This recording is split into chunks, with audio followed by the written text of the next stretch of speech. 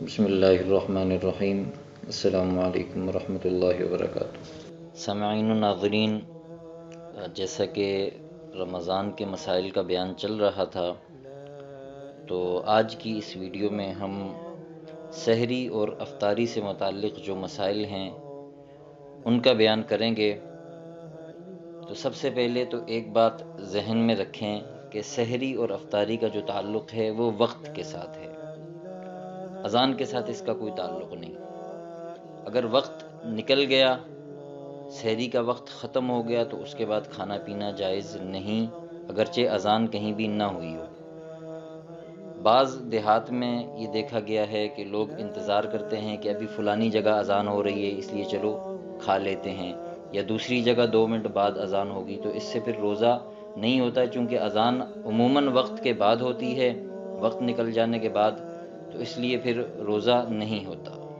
اسی طرح افطار میں بھی، افطار کا جو تعلق ہے وہ غروب کے ساتھ ہے، اذان کے ساتھ نہیں ہے، تو اس میں احتیاط کرنی چاہیے۔ وقت کے ساتھ روزہ بند کرنا چاہیے اور وقت کے ساتھ ہی روزے کو افطار کرنا چاہیے۔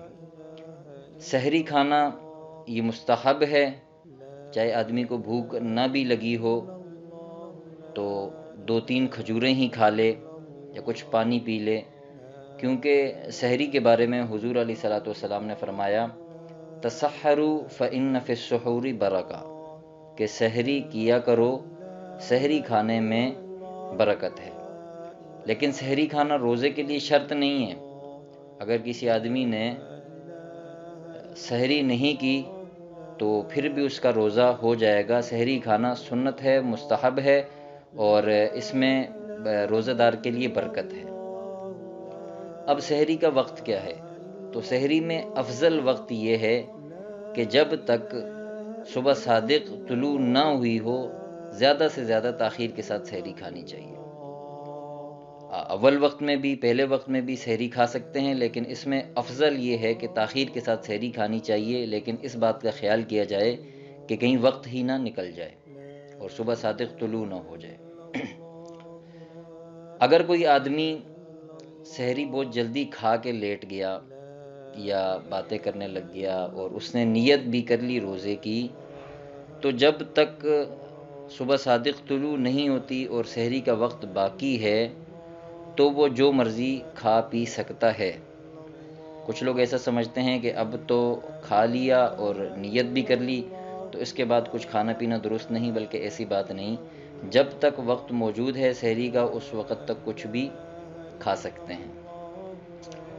اگر کسی آدمی کی آنکھ تھوڑی لیٹ کھلی اور وہ یہ سمجھ رہا تھا کہ ابھی سحری کا وقت باقی ہے اور اس نے سحری کھا لی، لیکن بعد میں پتہ چلا کہ سحری کا وقت تو نکل چکا تھا، اس کے بعد سحری کھائی ہے، تو اب اس کا روزہ نہیں ہوا، وہ اس کی قضا رکھے گا، اور روزے کے احترام میں اس کو سارا دن کھانا پینا بھی درست نہیں ہے، بلکہ وہ باقی روزے داروں کی طرح اسی طرح بھوکا پیاسا ہی رہے گا۔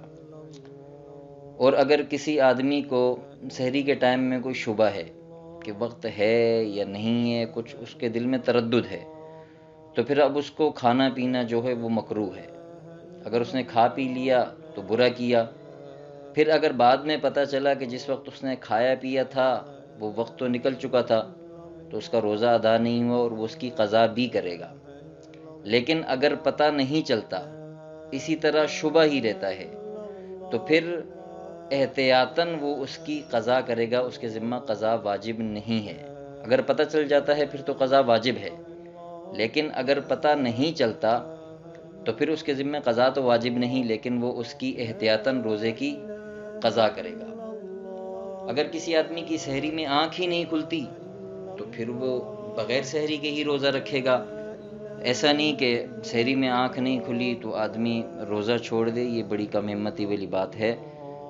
روزہ رکھیں گے تو انشاءاللہ اللہ تعالیٰ آگے اس کو پورا کرنے کی بھی قوت اور طاقت دیں گے۔ اگر کوئی آدمی رات کو ہی نیت کر کے سو گیا اور صبح اس کی جب آنکھ کھلی تو سورج نکلا ہوا تھا، تو اب اس کا روزہ شروع ہو گیا ہے، اس کو روزہ توڑنے کی اجازت نہیں ہے۔ اب سحری کی جو دعا ہے وہ پہلے میں بتا چکا ہوں، اگر آدمی زبان سے پڑھے تو بہتر ہے، اور وہ دعا یہ ہے کہ وہ بِصَوْمِ غَدٍ نَوَيْتُ مِن شَهْرِ رَمَضان۔ اب اس کے بعد ہم آپ کو افطار کے بارے میں بتاتے ہیں کہ جب سورج غروب ہو جائے اور سورج کے غروب ہونے کا یقین ہو جائے تو افطار میں جلدی کرنا افضل ہے، بشرطے کہ سورج کے غروب ہونے کا یقین ہو جائے۔ حدیث شریف میں آتا ہے کہ لوگ ہمیشہ خیر پر رہیں گے جب تک کہ وہ روزہ افطار کرنے میں جلدی کریں گے، اور ایک اور حدیث کا مفہوم ہے کہ دین ہمیشہ غالب رہے گا جب تک لوگ افطار میں جلدی کریں گے۔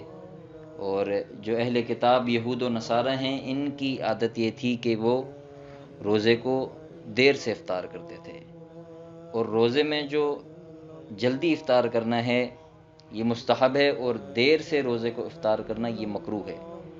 لیکن اس بات کا خیال رکھا جائے کہ وقت ختم ہو چکا ہے اور سورج غروب ہو چکا ہے تو اس وقت افطار کرنا چاہیے۔ جب یہ یقین ہو تو اس وقت روزے کے افطار میں جلدی کرنی چاہیے، اور اگر شبہ ہے تو پھر تھوڑا انتظار کرنا چاہیے۔ اگر کسی آدمی نے شبہ کی وجہ سے جلدی روزہ کھول دیا، 5-8 منٹ 10 منٹ رہتے تھے اور موسم ایسا تھا کہ لگ رہا تھا کہ سورج غروب ہو گیا ہے، اور اس کو کہ کہیں سے پتہ نہیں چلا، وقت کا کوئی صورت نہیں بنی، تو اس کا روزہ ٹوٹ گیا ہے، وہ اس کی قضا کرے گا۔ اب اس کے بعد آپ کو یہ بتائیں کہ روزہ کس چیز سے کھولنا افضل ہے اور کس چیز سے روزہ کھولنا چاہیے۔